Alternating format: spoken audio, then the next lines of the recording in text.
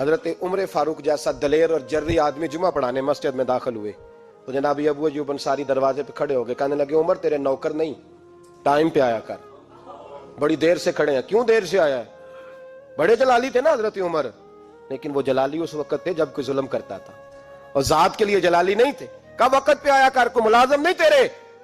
تو سیدنا فاروق اعظم منبر پہ چڑھے اور فرمانے لگے اللہ ابو ایوب انصاری کا بھلا کرے، جب تک اس طرح کے لوگ موجود ہیں کوئی بادشاہ بگڑے گا نہیں، اللہ اس کا بھلا کرے، اس نے میری توجہ صحیح۔ اور پھر عمر رو پڑے، رو کے فرمانے لگے مسلمانوں معاف کر دو، غلطی کوئی نہیں، میرے پاس کرتا ایک ہی ہے، اور عبداللہ کی ماں نے وہ دھو کے خشک ہونے کو ڈال دیا تھا، غریب ہوں، کرتا دوسرا کوئی نہیں، تو وہ ذرا نا خشک ہونے میں آ کے دیکھ لو ابھی بھی گیلا ہے، مجھے معاف کر دو، میری غلطی نہیں ہے۔